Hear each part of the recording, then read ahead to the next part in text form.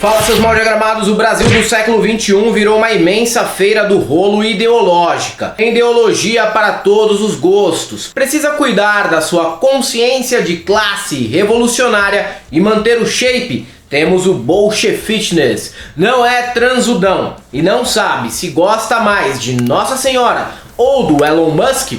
Temos o anarcocapitalismo do Paulinho Cogos. É MEI falido, dono de uma Fiat Toro de leilão, usuário de Tadalafila e Losartana e gosta mais da PM do que da própria esposa, já tentou o bolsonarismo? Empreendedor do abstrato Ubeiro de Cuide 2015 nas horas vagas e investidor de Pixbet, criptomoedas artesanais e marketing multinível? Já tentou o Partido Novo? Nesse legítimo cabaré de cego político, o nacionalismo parece ter sido sequestrado em definitivo pela direita. Dos símbolos nacionais até uma alegada preocupação com a soberania nacional, em especial quanto à Amazônia, o Brasil, como um ideal, parece ter virado monopólio dos bolsonaristas. Com muito esforço e até com certa falta de intimidade, o governo Lula tentou emplacar o desfile de 7 de setembro. Mas o dilema não é só do governo, mas de todo brasileiro de esquerda na atualidade. Gosto da porra desse país, mas não quero que achem que isso me faz um usuário de tornozeleira eletrônica ou de drogas pesadas, como livros do Olavo de Carvalho. Então ficarei em casa cultivando a minha brasilidade performática, ouvindo Novos Baianos e tomando uma caipirinha. Mas nem sempre foi assim.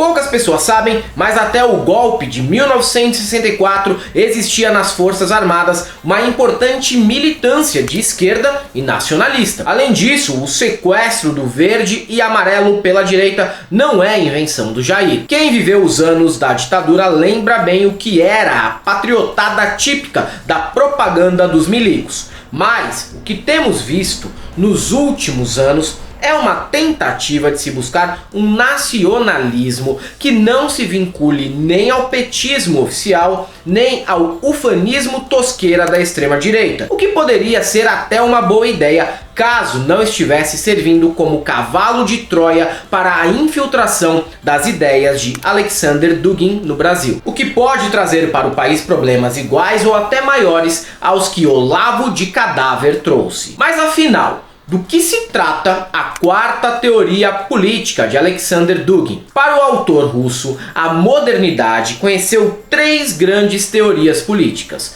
o liberalismo, o socialismo e o fascismo. Segundo Dugin, para superar a atual hegemonia liberal não seria mais possível se amparar nem no socialismo e nem no fascismo, mas construir uma nova teoria política fundada num resgate do espírito do povo e numa geopolítica dos grandes espaços. Isso te lembra alguma coisa? Aí começa o perigo. Dugin, no ensaio Por que o fascismo está errado, mesmo insistindo que a quarta teoria política não é um neofascismo, acaba revelando que ela até que compartilha afinidades profundas com o fascismo, embora ele insista em que essas semelhanças sejam apenas acidentais, não essenciais. Sei, olha só o que ele diz. São palavras dele e não minhas. É muito mais fácil para os ex-fascistas darem o passo adiante, baseando-se em uma análise fria, geopolítica e ideológica da história intelectual e política do século XX e se alinharem com a quarta via. A quarta teoria política revela-se, de fato, uma tentativa de atualizar ideias fascistas em um contexto pós-guerra.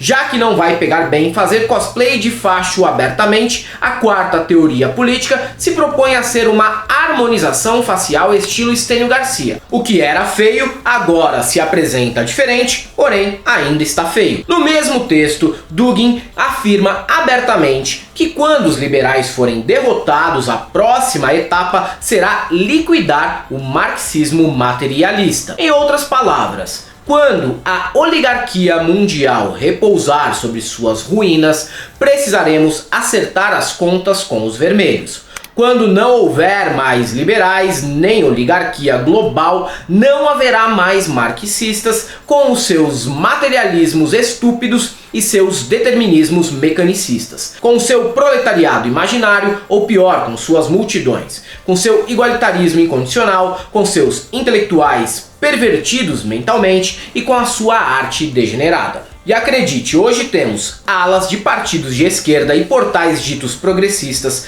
dando espaço para isso, como o PDT, o Brasil 247 e o Opera Mundi do Breno Altman. Para quem fala em arte degenerada, intelectuais pervertidos e em acertar as contas com os vermelhos, me parece que trocar ideia com gente dessa estirpe não deveria ser visto como parte do debate democrático. Dugin não tem nenhum receio em dizer que deseja que a esquerda seja suprimida e exterminada em um contexto pós-liberal como parte de sua proposta de um novo paradigma político. Sabendo disso, fica difícil entender como certa esquerda brasileira recebeu de braços abertos as ideias de alguém que publicamente avisa que, uma hora ou outra, irá lhe esfaquear pelas costas. Ah, mas o Dugin é contra o capitalismo, a globalização e o imperialismo yankee. Será que preciso dizer quem também se dizia inimigo do liberalismo e do capitalismo financeiro? Eu acho que não, né? No Brasil, a maior representante de Dugin é a organização Nova Resistência. Assim como igrejas pentecostais e partidos de esquerda, eles já tretaram entre si e produziram seu próprio concorrente direto, a Frente Sol da Pátria, que inclusive fez uma reunião com presença do Ciro Gomes. Se a Nova Resistência cultua figuras como Júlio Zévola e o próprio Dugin, o Sol da Pátria se aproxima do esoterista René Guénon, que acreditava que a Terra era oca e que haviam tribos de lobisomens no Sudão. Isso é sério, eu falei que o bagulho era doido e vocês talvez tenham que aguentar no futuro um ministro da educação querendo esse tipo de assunto nos livros de ensino médio.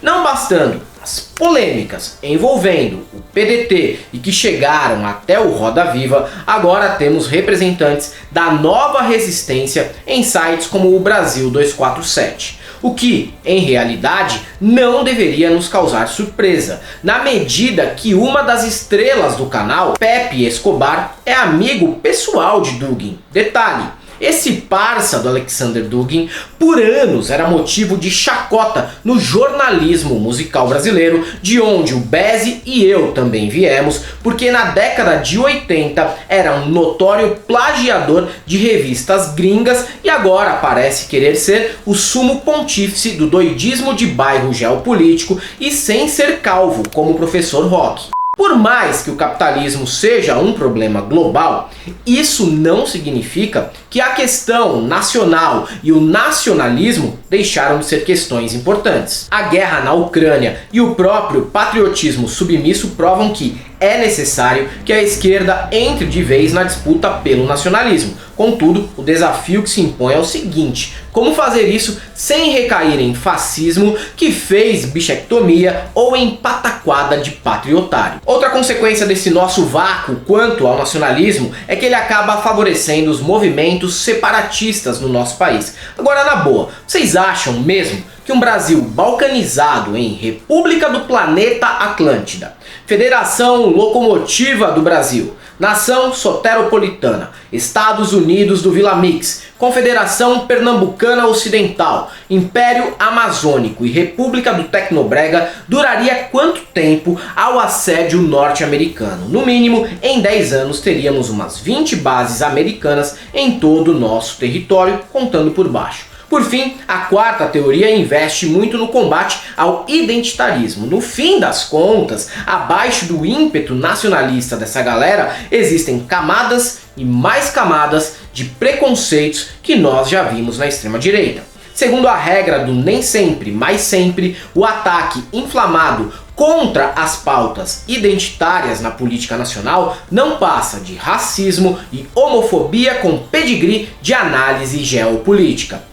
Pautas raciais e de gênero podem servir ao capitalismo mais descarado, sim, isso é evidente, mas nem por isso a luta antirracista sempre é produto de uma operação de psyops híbrida da CIA em articulação com o George Soros, a Fundação Ford e a Globo. Às vezes é só um tiozão de esquerda de braços dados com um tiozão bolsonarista, um filiado ao PCO e um duguinista descontando no Twitter o tesão mal resolvido pela Glória Groove. Isso aí, galera, para quem gosta do nosso canal, nós temos nosso apoio, seja membro, Pix e conta jurídica, caso vocês queiram e possam fazer uma colaboração para a gente continuar produzindo conteúdo por aqui. Além do YouTube, estamos presentes também no Facebook, no TikTok, no Twitter, no Instagram, sigam a gente por lá, não deixem de conhecer as nossas novas camisetas no site da El Cabriton e o nosso curso no ICL, o Instituto Conhecimento Liberta. E para todos aqueles que ficam passando pano para quem está caindo no papinho do Dugin, eu só tenho uma coisa para te dizer, não passaram.